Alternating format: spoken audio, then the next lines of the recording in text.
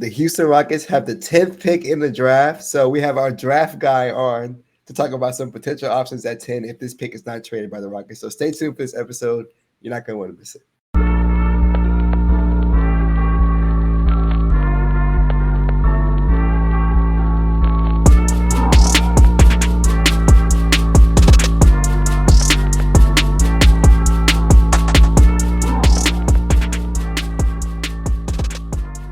All right, and welcome back to the episode of the Bradeaux and Will Show. Today, we're joined by a very special guest to go over some options for the number 10 overall pick in the 2025 NBA draft that the Rockets were able to secure this week. Like y'all heard Brad say in the intro, I do think that we're probably going to look to trade this pick, whether that's for to move down to the draft, whether that's to move out of the draft entirely, whether that's to, in a package for a star. That is yet to be seen. But I think at this point in time, I would be a bit shocked if we did keep the pick and make a pick there. But in the event that we do stick at 10, we got my boy, the draft expert. That's what I'm gonna call him. He be running the spaces on Twitter.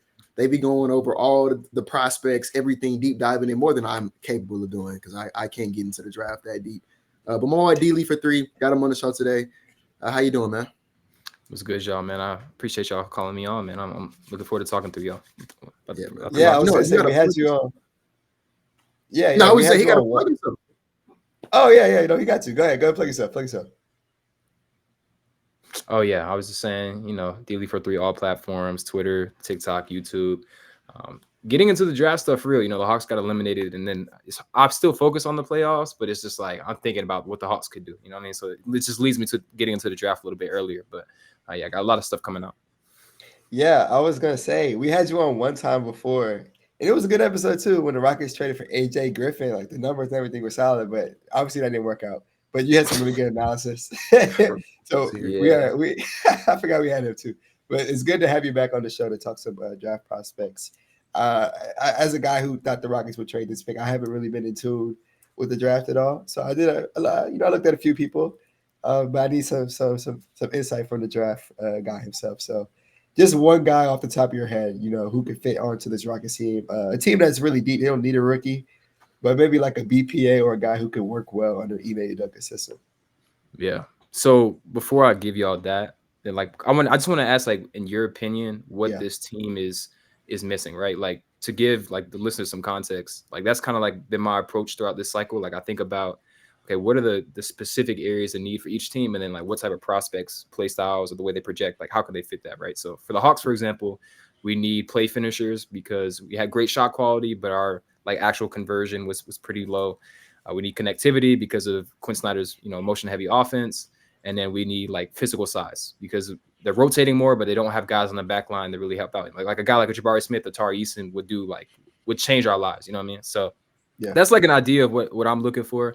So I know watching y'all in the playoffs, obviously Steve-O was huge. The size, you guys won with size, you guys won with rebounding, but there's been some perimeter shot creation stuff. So outside of that, what else do you think this team is missing, and what do you think if they pick, what should they be looking to try and fill? Yeah, I'll let Will go as well. But yeah, obviously shooting is a big need for the Rockets. Bottom 5 team is shooting. Bottom 5 in efficiency as a whole. If you ask anybody, they'll probably say shooting is the main need. Will, what would you say? I would say perimeter creation is one of the priorities, and then spacing. But I think with where the Rockets are, I think I would just pick the best player available at this pick. I don't think that I would go into trying to target a specific need. If there is a because a lot of times there's tiers of prospects.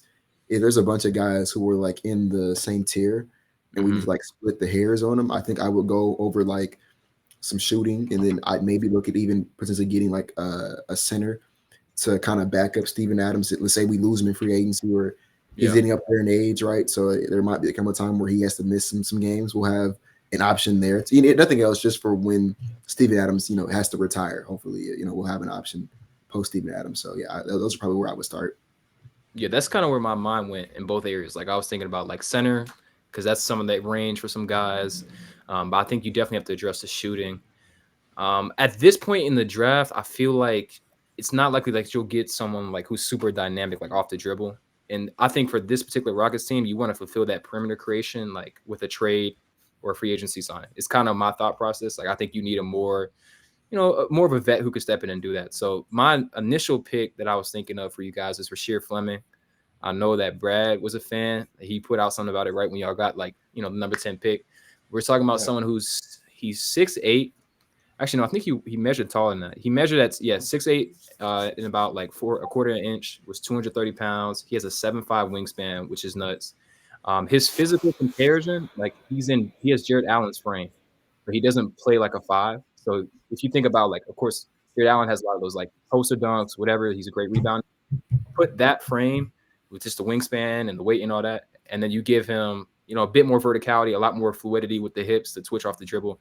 So Fleming, I think of him like an athletic finisher. He's not really like a guy who's gonna, give him the ball, let him cook. But I think he has more, dribble, pass, shoot than someone like Jabari. Like I think Jabari's handle, of course, can be a little bit shaky at sometimes. I think they're kind of similar, but I would say Rashir is a better finisher and a more physical guy. So he averaged about 16 points per game, 8 rebounds. I think he's the best defensive rebounder in the class, which is also like a huge thing for Ime Udoka. You guys, of course, control the glass. And he also averaged 3 stocks, and shot 40% from 3 on like decent volume. He took about, I want to say, 4.5 threes, but he took 160 over the entirety of the season, shot 39%. I kind of think of him as like a plug and play, bouncy play finisher, right? So I think he'll come in and immediately provide impact.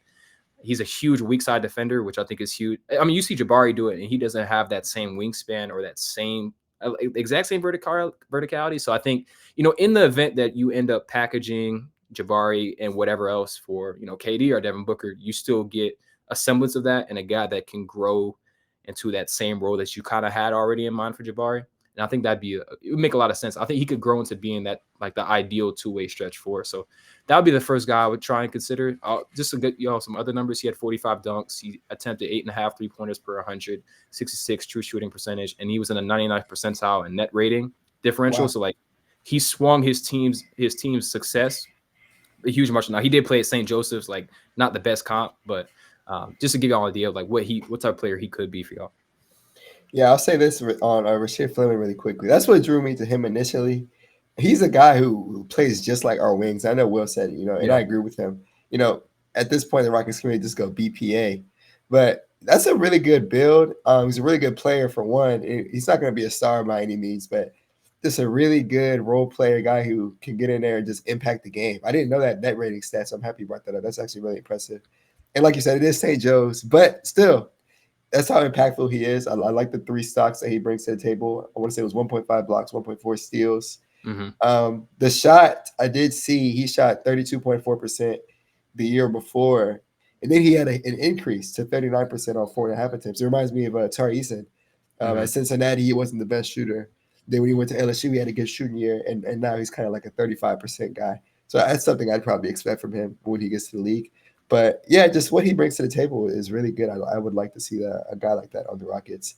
If a guy like Jabari or someone was packaged in a deal, and I'm assuming Rashir Fleming will get packaged potentially as well. But if he were to be on a team in that event, I think he'd be a perfect fit. That's just me. What would you say, Will?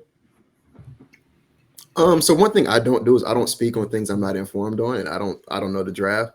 What I will say though is that when it's one of my philosophies, just independent of like the draft or specific players in the draft, I think that there's no such thing as too many versatile wings. Like I think that doesn't exist. Like if your team has a lot of guys who were 6'7", 6'8" plus, long wingspans and can do a little bit of everything, whether that's creating the shot, or whether that's playing defense, whether that's knocking down threes, whether that's attacking closeouts, stuff like that, rebounding.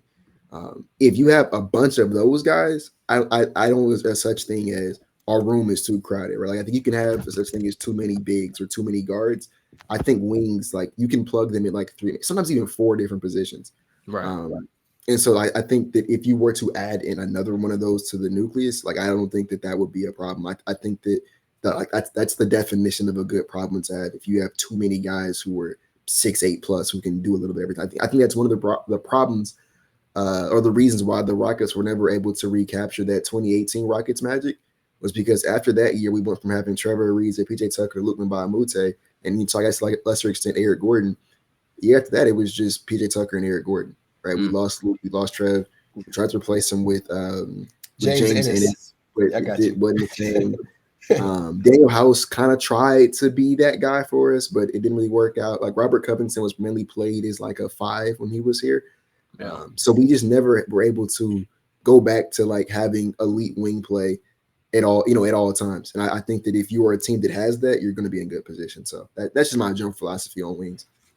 Yeah. Last thing I'll say is, I'm not kicking to you, David. That rebounding stat I did not know. I didn't know he was that good at rebounding. I saw he averaged 8 a game, but I didn't realize he was one of the better ones in the class. So I'll continue to do my research on Rashir Fleming, but I'm happy you brought him up first because that's definitely my guy. Yeah, I think he has great hands. That's the big thing. And if we're talking about like BPA, some guys that I think could be in this range that could fall, I think like it wouldn't be crazy to me to see like a Cam Whitmore type thing with Ace Bailey. If he gets past, hey, please, I'm gonna stop you. I do not want Ace Bailey on this team. Get him. I'm not saying y'all gotta keep him. Hey, you did. Nah, I ain't gonna lie. Not that one. Not that one. I think y'all could scam a team though. Like if you took Ace Bailey, I think you could scam someone, and package that. Like for someone like Phoenix, they have to take a swing, and he's like the definition of the swing prospect in this draft, outside of maybe Jeremiah Fears. Like he's the biggest boomer bust guy, right? So if he gets past Philly and Charlotte, maybe Utah too, I think that you could maybe see him slide to y'all. I think Trey Johnson could slide. Again, not a guy that I would necessarily want to see for y'all, but that's someone you could package. Someone that could slide, I think y'all would work out well. Like I personally am like really high on like Colin Murray Boyles. I thought he could be like really nice for y'all system. But the next guy I had on the list was Nate Clifford. So he's a senior. He might have been a grass. I can't remember if he did 4 or 5. Played at Colorado State. Really versatile wing. The biggest thing with him is like the shot creation. So above guys who are 6'6", I think he had the highest ISO points per possession in his class. So like he's a legit creator. Again, there is a little bit of a competition, caveat there. Not the best competition, but when he played in March Madness, you saw him still being able to get to his spots. Was still impactful. The other thing is like he's someone who's going to rebound. He's going to be really competitive as a rebounder, and he's also a great playmaker, and he's a positive defender. So it's like the floor for his contribution and the fact that he's going to come in as an immediate contributor is also like what I'm thinking about him for y'all, because I think he could slide in as like the 8th or 9th man. Kind of like what Jay Sean Tate is, but like actually good. You know what I mean? Like he could come in, be a bigger guard, do all the dirty stuff, but also give y'all that off the dribble stuff, drive closeouts, take advantage of like the gravity that Şengün has. So he's someone I was considering as well. I think I had him like number 2 on like the big board. I was thinking. Not too much on Team Cap, man. Not too much on Team Cap. Jay Sean Tate, man. That's a good piece right there. Now go ahead, Will. No, I was saying you said you did not like Trey Johnson for us. And I'm just curious, why is that? So I think the thing about Trey Johnson is also he tested way better than I thought he would. Like I think he's like 6'5" without shoes. He has like a +4 wingspan, and that makes me a little bit more comfortable with like him as like an off-ball guy. I think he's going to be. If you think about like what Aaron Nesmith does for the Indiana, right? That second side, like destroying closeouts, being physical at the rim, the pull-up shooting. I can see Trey doing that really well. I think I'm just worried about like is he going to get enough reps? And is he going to be a good enough processor to not bog down the offense? Because I do think his passing was better than like his assist numbers were. Like Texas was garbage offensively. Like the system was bad. The guys around him were pretty weak. So I think he'd be better in a better context, but I think it could be cramped. I'm just worried about the amount of time that he gets on the floor as well. Like I think, in my opinion, like the priority should be like, I think Tari needs more burn. I think Reed needs more burn at some point as well. So it's like, is now Trey going to be the off-ball guy next to like Fred, or is he going to be like? And also the other thing about the defense, like in my opinion, I think Reed will be a Rocket for at least the next 6 years. I think he's going to be that level guy. And so I don't know how comfortable I am with the 2 and the 3 being someone who was pretty bad defensively and someone who has the frame but doesn't really have like the positioning. Like I think you have to have a guy who's at least a plus defender at every other position if you're going to have Reed as your guard. I think Reed will, he'll be able to get in his Fred bag at some point, but especially as he's developing. Like you need someone who isn't also going to get hunted, isn't also going to be a liability. So that's kind of like where I'm thinking. I think you got to have size around him. That makes sense. I was wondering if it had more to do with positional value, but I see what you're saying. Okay, just another guy I have some questions about. Hey, Will, really quick, Go ahead. before he gets to the next person, I was going to ask one more thing about Clifford. Yeah, Clifford, I was looking at his numbers. And I want to ask you about Colorado State as well. He averaged 9.6 rebounds. This is a guard. I had to double check when I saw this number. Do they run small ball, or is he really just going out there and getting 10 boards a night?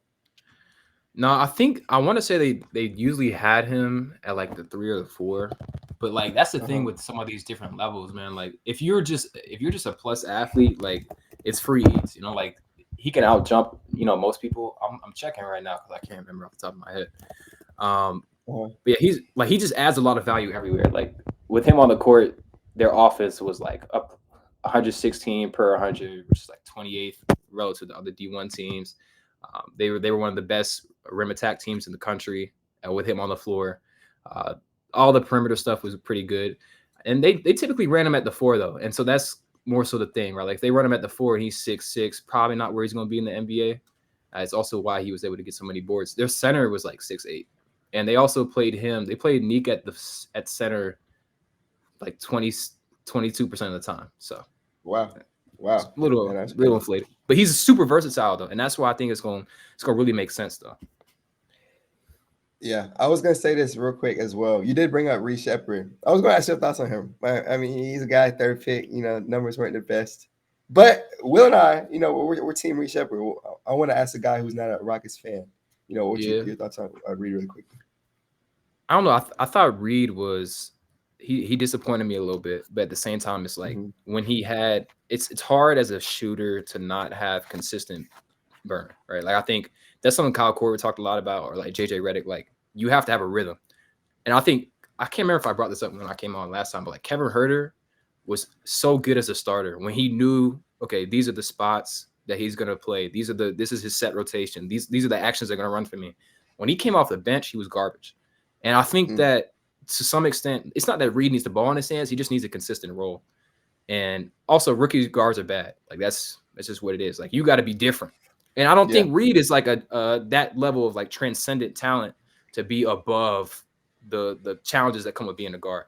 And I just think it'll take a little bit more time. I will say like the athleticism was oversold to me though. Like I thought, like I saw the vertical numbers, I saw like some of the dunks. I was like, yo, like this is a dude who's gonna be able to, you know, he's not a small guard, but I think there's a difference between like, you know, open gym testing and then functional athleticism, and he doesn't have the type of like burst or the twitch or like the quick verticality that I thought he did.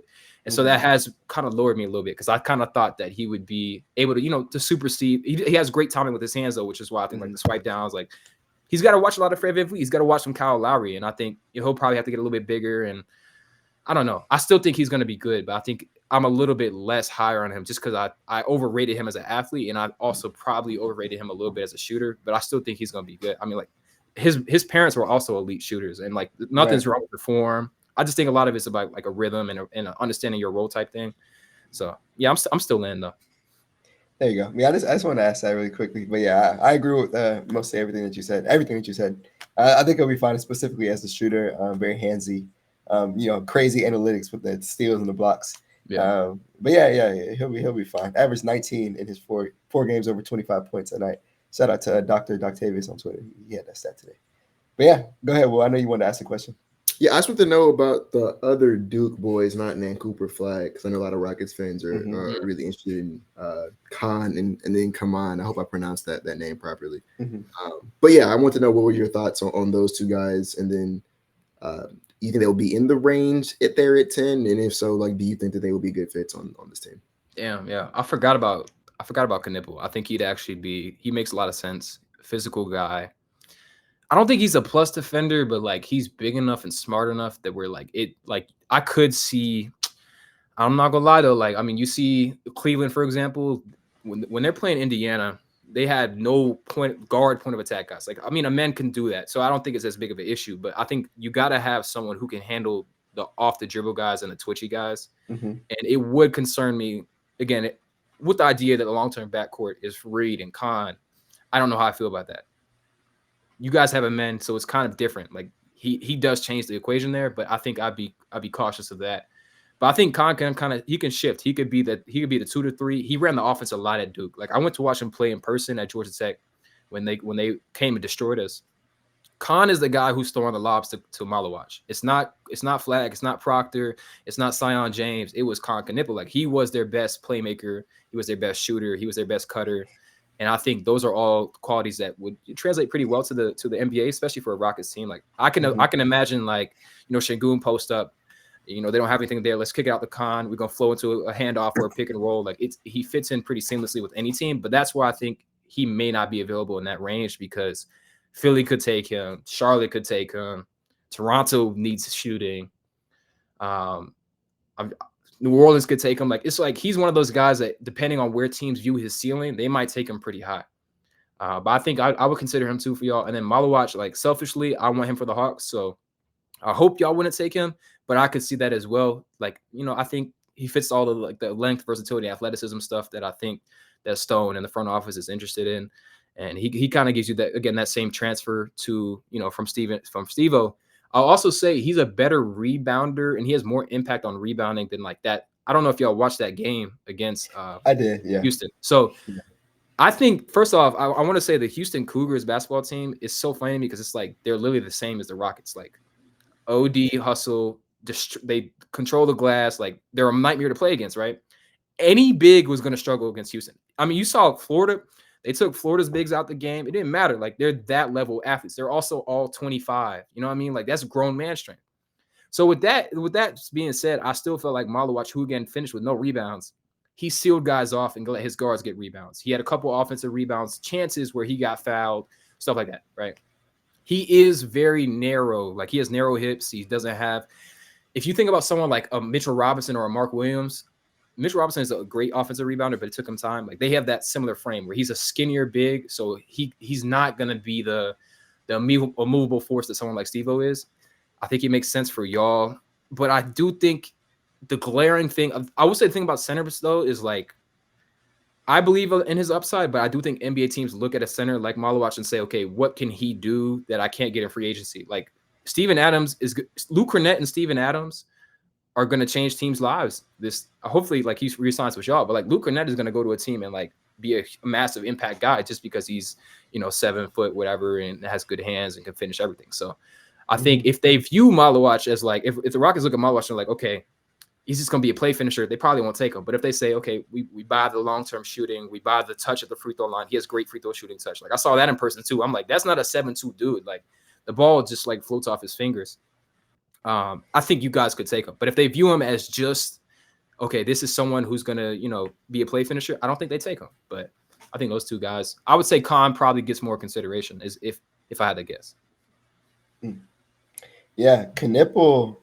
I think Knipple and Malawach are both guys who, when I brought up Rashir Fleming, I'd assume those guys would be off the board. I like those guys a lot as prospects. Yeah. And Knipple for sure is a Udoka guy. And I know, again, we're not talking about fit here, but that's like a BPA pick, of course. Like he's really crafty, as you mentioned, really good playmaker.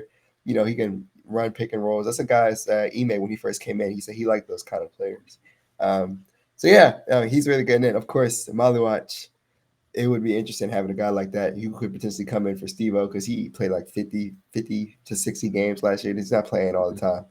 So that's a good replacement option as well. Again, I do think he'd be gone. I know you said you wanted your Hawks to take him. Do y'all have a pick in the top 10? No. So we have 13 and 22. So I think he could. I'm not gonna lie, it would be tough because like even when I went to the Tech game, I saw Kyle Korver, who's our assistant GM, and I saw Landry Fields at the time, who was our GM, right? So they have eyes on like every other team does on that Duke team. Korver used to like host him at his house. He helped him with his shot. So like there's ties there. Of course, the Duke ties with Quinn Snyder, Korver, whatever. I think they're really interested in him.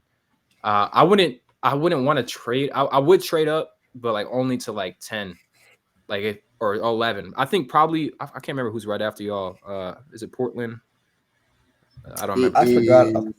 No, it's Portland. It's Portland. Yeah, I think it's Portland. So nice. Like I would trade up with like Portland. I probably wouldn't trade up with y'all, but I would probably start to take him like the 11 to 13 range. But the other guy I was thinking about for y'all is Derek Queen. And the biggest again, sort of more like a BPA pick. I think he could slide as well. Like some people, I want to say consensus has him like 6 or 7. Mm-hmm. I'm lower on him than most people just because like I'm worried about his. I don't think he's gonna be a great shooter, but I do think he's like he has special touch. Like he reminds me of Şengün in a lot of ways. And I was gonna ask you that. Yeah, I don't think they're duplicative though. Like I think they could play, but also other thing is like I think so many times you see teams try to go away from like players that play like their star. Like Denver has never really gotten like a hub type of guy to go with Jokic, which I'm like, why would you not? Like they had Hardenstein on that roster. Maybe they didn't. At that point, he hadn't grown into what he is now, but they've never really gotten that guy who could play at least similar to Jokic. If Derek Queen is 80% of Şengün, that's great. Like, because y'all could run the offense the same way virtually for 48 minutes and then, try and toggle the double big where you can. I think he can move enough to guard on the perimeter. I think the question would be, can Şengün, because Şengün has been great as like the weak side guy, but can Şengün be the primary rim protector? Or is it going to have to be a Jabari or a Man? And then that'd be the questions further down the line. But I think that Queen's movement on the perimeter makes me feel like he can guard in space or at least try to be as impactful as possible. I don't like him being my 5. I don't really like him being the primary rim protector, but I think he could be, like a really skilled Nas Reed-esque with a much less reliable shot. But guys that big with that touch, I feel like they tend to figure it out. And then if not, I think he'd also someone that you take at 10 and then try to dangle in a trade as well. Like, because again, I think he's one of the bigger swing prospects, like alongside like Ace Bailey. So he came to mind as well. I do think it'd be you'd have to figure out some things long term, like if Şengün could do that or not. But yeah, was that the last guy that you had? Because I had some other questions that weren't necessarily draft related. I wanted to ask you. Yeah, that was the last guy I had. Okay, cool. So one, appreciate you because like I said, I don't do the draft stuff. Are you moving off the draft right now? I want to ask him about pick 10, but if you want to go ahead. Yeah, I had one more draft guy in mind, and I wanted to curiously ask him about because you mentioned trading, and we talked about this off stream too. If what you thought about Carter Bryant was my first question. I looped them together, and then if the Rockets were to trade back in this draft, from 10 down to, to wherever, what were some good options in your opinion? But that was what I had. If that aligned to what you were going to ask for. Yeah, I think when we did our community mock, we ended up having Orlando trade up for 10 to take Jace Richardson, which was aggressive for them because they have 16 and 25, I think. Yeah. So I think if y'all were to trade down, it would be like I think Fleming you could probably get Fleming. It depends on the testing and all that, but I think you could probably get him 15 to 25. So you could trade back, maybe pick up multiple picks. Like you could do that same Magic trade back, get multiple picks. Maybe you package that in that Suns deal. I think you could, or you pick one of them and then trade the other, whatever it may be. I think y'all could move out the lottery. You could add. I think one of y'all had said like they might trade for a future first, right? I remember seeing one of y'all say that. Yeah, I think so. Yeah. So the thing is, it's gonna be really hard. I mean, y'all are gonna feel the crunch. Boston's feeling it. Orlando will feel it. OKC will feel it. Like, unfortunately, the NBA punishes teams for drafting well, right? And so it's really hard to maintain your core. Decisions will have to be made, but if you push this first out to 26 or 27, then you can add a contributor on a cheaper contract when you guys are trying to contend. So I think that makes sense too.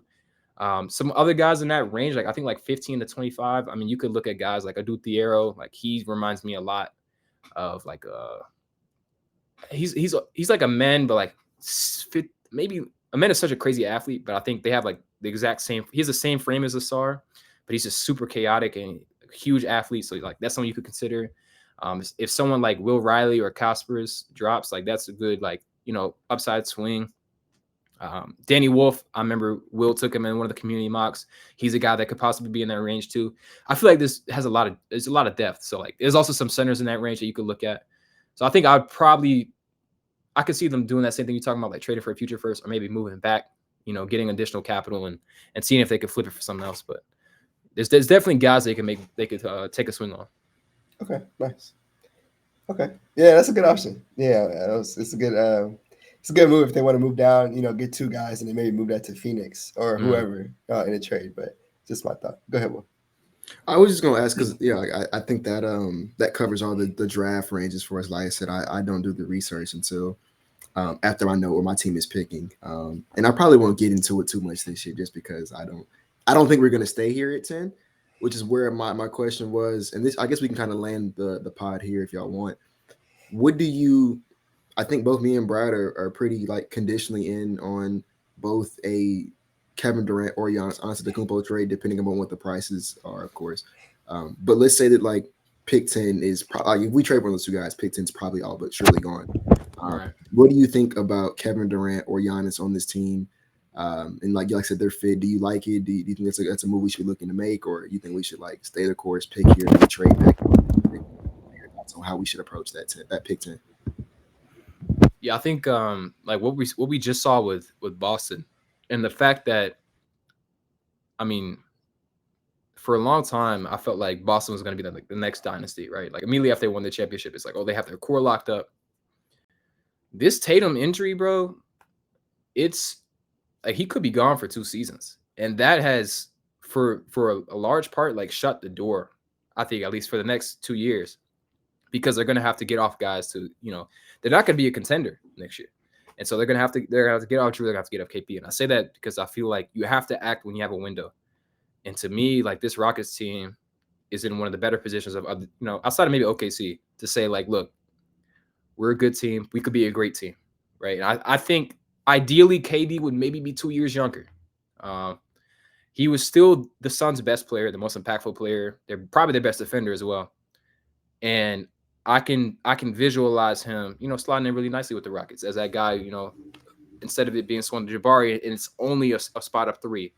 Now you could, dry that close out. He could shoot over guys, whatever it may be.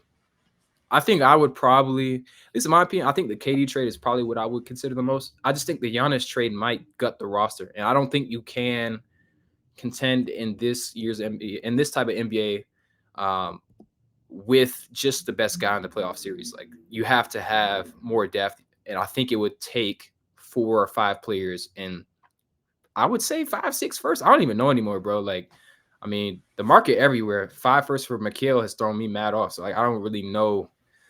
I mean, the Bucks might be entitled to ask for 8. Like it wouldn't surprise me for them to be super. Because at that point it's like, I mean, this is their GOAT. Like outside of Kareem, who played, probably is Kareem, but I would say like, this is their most recent GOAT. Like this is their franchise. It's top 3 player in the NBA. They're gonna ask for a lot, and I don't know if this Rockets team, as deep as y'all are and as many assets as y'all are, I still don't really feel like you'd immediately be able to contend that next year. And I think you have to be able to contend this upcoming season, because this is the time to strike when Boston's down. Like, hoping Tatum rehab goes well, but like the East is a big question mark right now. And if you could just make it through the West, it might be free eats. So I think it'd have to be the KD trade, in my opinion. But where do y'all feel on that? Because like I know different. Y'all may feel differently, but did you want to go first, Brad, or you want me to go first? No, go ahead. So I like I said, I want Devin Booker. If Devin Booker's available, that's the guy I want over both of them. I think that he makes the most sense from a fit, price, and then longevity standpoint.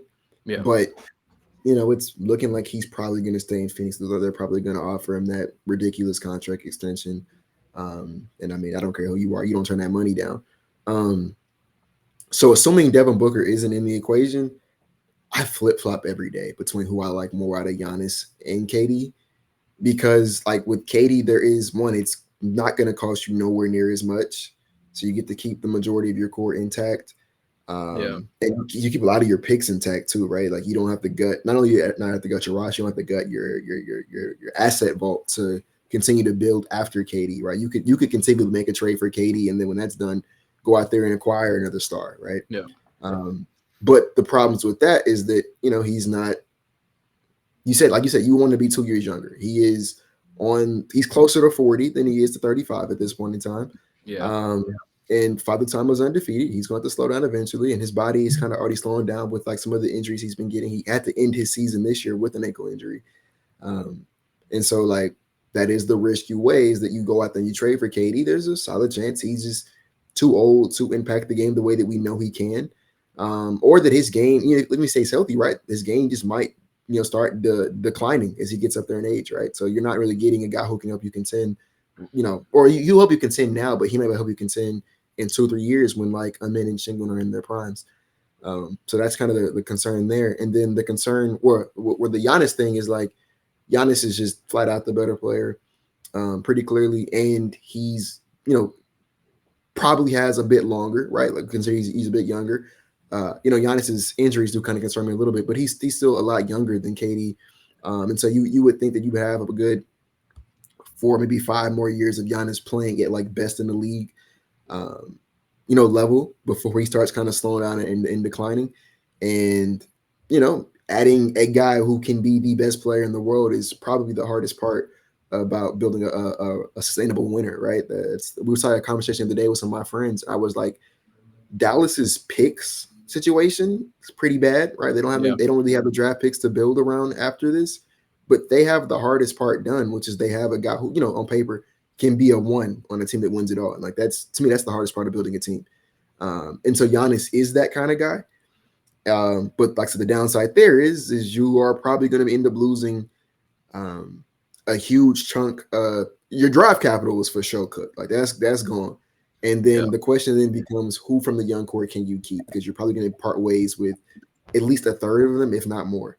And so now that starts going into the questions of, okay, well, once we try this, will there be something left over? Like I said, we're seeing right now in real time how important it is to be a solid team, like 1 through 8, 1 through 9, right? It's not just about having the best player in the series no more. And so that, those concerns come up. So like I said, I like Book more because I think he's like the middle ground between both in terms of like you're not gutting your roster, you're still going to be able to compete now and later, and he also lets you, like I said, you have the ability to add Book and then be competitive. With a deep roster, and you won't have, your window isn't right now. But at the same time, like I said, Giannis is Giannis, and you don't get an opportunity to get a player like Giannis that often. And then there's the KD thing, right? So like I flip flop back and forth. Honestly, I have no idea which one I like more. Like I said, I know I want Book the most, but beyond that, as long as one of them ends up on my team, I think I'll be very happy. I was gonna say I agree with David's logic. Like I just don't want to gut the core. And getting KD, who I think fits better, it's not going to cost nearly as much. And what people don't realize, he was a solid defender last year, like one of the best defenders in the league. In the stat, if you look at defensive field goal percentage, I know that's a flawed stat by some means, but he was top 5 in that. If you filter for qualified players, POA was solid. Like he's not bad. And KD, I mean, the scoring is the scoring. But yeah, I mean, Giannis is Giannis, as Will said, like one of the best 7-year peaks the league has ever seen. Like what he's been doing is crazy. So he's gonna be very costly.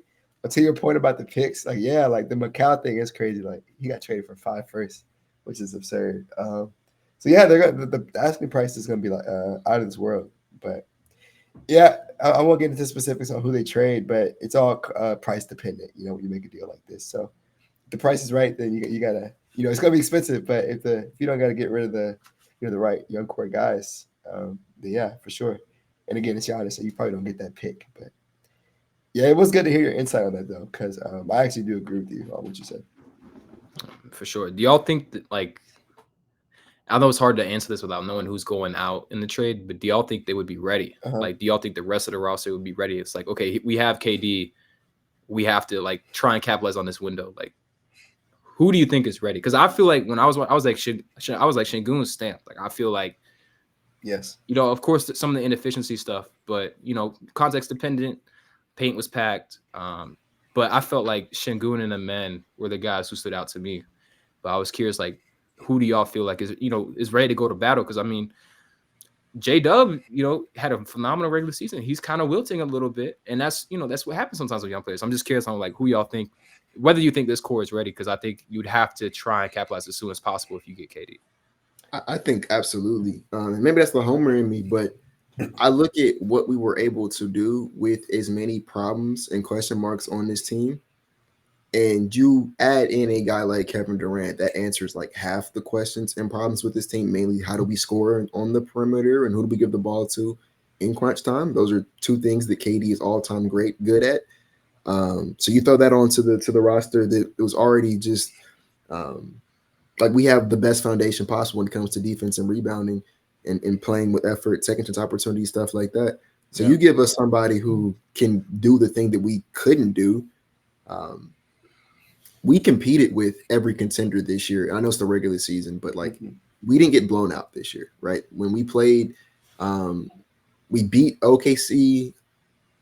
Did we beat them twice or just once this year? Twice, because you had the Fred game with 38 points, and in that last game they blew them up. Yep, that's what it was. Yep, we beat OKC twice. We beat Golden State twice. We beat Cleveland twice with them. We beat Boston one time, lost the first one. We beat them the second time. I think we split with the Knicks. I think that's what I think. So we won one. Yeah, they beat every team except for like the Kings, bro. Like they were solid. We didn't beat the Nets. It was the Kings and the Nets. For some reason, we just didn't beat this year. But the point I'm making is that all the actual good teams in the league we competed with, and then like Golden State, I know they're on the verge of elimination. Probably going to go home today. But Steph is out. I hope so. But yeah, I do too. I really hope so. But like they're a good team. That's how people think about it. They're a good team. And we competed with them 7 games, right? We had our back against the wall all, for the last 3 games of the series and competed with them in all of them. And like I said, that's with every half-court problem we have. I think if you put Kevin Durant on this roster, I think we get him out of there in like 5, right? Because every game was decided by single digits, and that was with us not having a closer. That was with us not having any perimeter creation or having any like spacing in that front. And then now I'm looking at it like, hypothetically speaking, we have KD. Denver and OKC are going to take each other out. So we want to play one of those 2 teams. And, I'm not going to say we beat OKC because they're a really good team. I think OKC does go on to beat Denver. But, like, we competed with OKC every time we saw them this year. Even when we rested our starters, I know it's not the best litmus test, but even that game we rested our starters, they didn't get up on us until the very end of the game. We competed with them with just Reed Shepherd and Cam Whitmore. When we were healthy, when we did play all of our guys, they never blew us out. We competed. We beat them twice, and we competed with them every game that they even though we lost, we competed with them. And like I said, that's with us having every problem on the world on us. You fix a lot of our perimeter creation by adding KD. I don't, what I'm saying? I could see it, I could see it being like that's what you need to get over that hump because that's all we're missing. Our defense is going to be there. You know what I'm saying? I think even if we were to play them in a 7-game series, they're not blowing us out. They never blew us out. So I don't know. You add KD, I think it changes some things. And to your other question about what guys were ready, I agree with you. Amir, but towards the end of that series, he was definitely ready. Şengün, I don't have to go into that. 2010 and 5. He stamped, as you mentioned, those 2 guys. Jabari, of course, played really good. Best efficiency on the roster, had the highest 3-point percentage on the team, played solid defense. He looked ready as well. But yeah, if they make a trade, hopefully he's not in that deal. He could be, but he definitely looked like he was for the moment. He was poised as hell. So yeah, outside of that, Tari a little shaky, but usually Tari's straight, so I'm not worried about Tari as well. But yeah, obviously Reed and Cam didn't get to play. Jalen was shaky, so I mean those were the 4 guys I'd mentioned. But yeah, as Will said, if they make a big move, I think they can definitely contend. All of the problems that they had. They're elite defensively, elite at rebounding, getting a consistent half-court score will put them in every single game and give them a chance to win every single game. So I think that's all good. Yeah, I appreciate that perspective because it makes me feel like there was 2 teams that I said OKC. I thought OKC would have the biggest problems with, and it was Minnesota and it was y'all. I felt like y'all 2 in particular. You have the size advantage over them. OKC is a poor rebounding team. You have the physicality on the perimeter to match up with some of their drives. And I thought if it came down to a playoff series against y'all versus OKC or Minnesota versus OKC, those are the 2 teams that the only 2 teams in the West I could see beating them. And that's ultimately what I think is going to happen. I think Minnesota's going to get to Western Conference Finals. I think they're going to beat OKC because of, the big man lineup versatility and the amount of just different guys they can throw at Shea and the way they're going to try and defend Shea. And I think Randall has been huge in the playoffs too. And that's the whole point, though. Like the difference between y'all and Minnesota is not as dominant in defense, but they control the glass. They're big, versatile, and they switch everything. But they have 2 guys in Randall and Ant that can get to stuff at the half court. And they have two different distinct styles of offense with those two guys. And I think that's what it comes down to. So, you could go the patient route. You could wait for Reed Shepherd, which I don't think he'll get there, or you could wait for Amen Thompson to develop a jump shot, or you make the move, in my opinion, get KD, don't gut everything, give it 1-2 years, you get a chip. Awesome. But you're not fried for the future. So that's what I'd be thinking. Yeah, that's the last thing I'll say on this podcast. That's the main thing. Even if you swing for KD, and again, the cost isn't as much, you still got a future because you didn't cook the entire rebuild for trading everybody. It's a swing and miss that can happen. I've made this analogy a bunch of times. Not the exact same thing, but shit, the Celtics went out and got Kyrie. It didn't work, and they still, got a chip out of it. They kept Brown, they kept Tatum, they kept the important pieces, and they kept it pushing when the Kyrie thing didn't work. So that's something I think about when you make a move for KD. If it doesn't work out, it's not the end of the world. You also get more experience from going further in the playoffs. So it's a win-win in my opinion. But yeah, that's all I had to say too. Anybody else want to add to this episode before we wrap it up? Only thing I have to add is you're a great guest, David. D Lee for 3. I gotta follow my boy. He really does this stuff on Twitter. TikTok specifically is where he has his biggest platform. But he's great everywhere you go. So follow him everywhere. And we thank you again for coming on for the second time. It won't be the last time. We'll get you on again. But we appreciate you. Appreciate y'all, man. Yeah, man. That was the episode of the Bradeaux Show. We'll be back soon. Thank you, guys.